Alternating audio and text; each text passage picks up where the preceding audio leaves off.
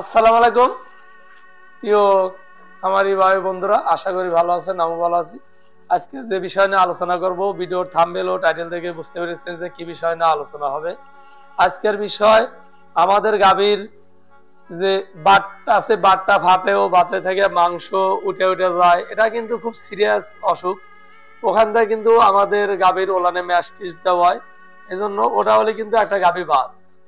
এজন্য এটা কি জন্য হয় আর এর প্রতিকার কি, সেই বিষয় নিয়ে আলোচনা করব। অবশ্যই ভিডিওটা সম্পূর্ণ দেখবেন। কি জন্য এই গাভীর আপনার এই বাট ফাটে ও বাটের সাইড থেকে অংশটা উঠে যায়, যাকে বলে চর্মরোগ। এটা হয় কি জন্য?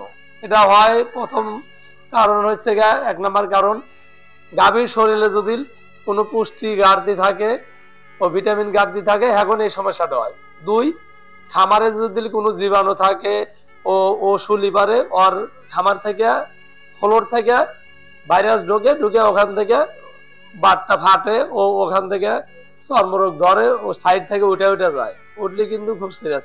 আমার এই গাভীর এই সমস্যাটা হয়েছে। এই গাভীটার কি জন্য আমি খামারে কয়েকদিন আসতে পারিনি, ভালো খেয়াল করতে পারিনি, ওরা ফ্লোরটা ধুইছে, ভালো হয় নাই, তারপরেই এই সমস্যাটাও দেখা দিচ্ছে। আর এই জন্য আমি কি খিলাছি, এখন মোটামুটি ভালোর দিকে সেরে গেছে, আজ থেকে 7-8 দিন আগে ছিল। আর এই অসুখটা হলে আমরা কি করব, কি খিলাবো? তাহলে যদি ক্যালসিয়াম ও ভিটামিন সর থাকে, তার জন্য আমরা কি দেব? আমি কিন্তু এখানে আনছি লিগে এবিলাফোর।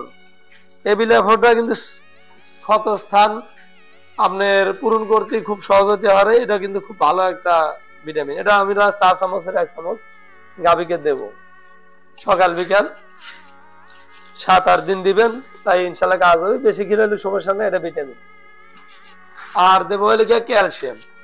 ক্যালসিয়ামে এবি কিন্তু গাভী গরুকে ক্যালসিয়ামটা দিতে হয় 5 চামচ করে।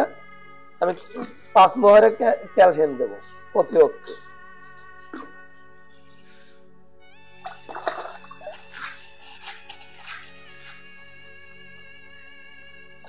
একও দিলাম, এর সমস্যা হয় নাই, তারপরে আমি একও দিলাম।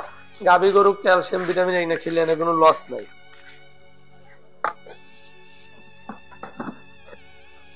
খাবার পরে শেষের দিকে গরু সকাল বিকাল এটাতে খিলাবো, আশা করি ইনশাল্লাহ অবশ্যই কাজ হবে।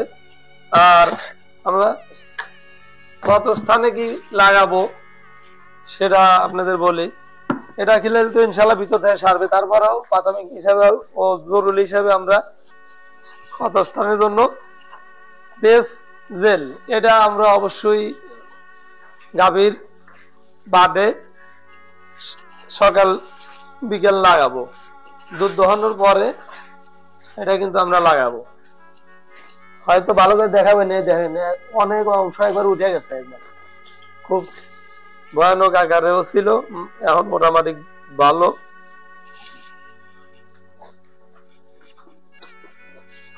এইভাবে আমরা দেব। আর ফলোটা কিন্তু অবশ্যই আমরা সব সময়ের জন্য পরিষ্কার পরিচ্ছন্নতা রাখবো, তাই আশা করি এই সমস্যাটা হবে না। আর গাভী গরু কিন্তু আমরা অবশ্যই এই ধরনের সমস্যা যদি না হয়, কি জন্য একটা গাভী গরুর বাটটাই আসল। বাটটা যদি নষ্ট হয় তাহলে কিন্তু এই লাখ টাকা 2 লাখ টাকার একটা গাভীর কোনো মূল্য নেই। এই জন্য অবশ্যই আমরা খামারে খেয়াল রাখবো ও যত্নবান হব, খুবই যত্ন করবো। তাহলে আর ফ্লোরটা অবশ্যই পরিষ্কার রাখবো। আর প্রতি 7 দিন পর পর আমরা ফ্লোরটা পটাশের পানিতে ধুয়ে দেবো। আর 1 মাস পর পর খামারের চতুর্পাশ ও খামারের ভিতরে ভালোভাবে পরিষ্কার করবো, ব্লিচিং পাউডার দিয়ে আমরা দেবো। তাহলে যেভাবে বললাম এভাবে পরিচর্যা করবেন, ইনশাল্লাহ আশা করি আপনাদের এই সমস্যা থেকে সমাধান পাবেন। আর আমার কথাগুলো যদি ভালো লাগে আর আমার ভিডিওটা যদি ভালো লাগে, অবশ্যই চ্যানেলটা সাবস্ক্রাইব করে আমার পাশেই থাকবেন। সবাই ভালো থাকবেন, সুস্থ থাকবেন। আল্লাহ হাফেজ।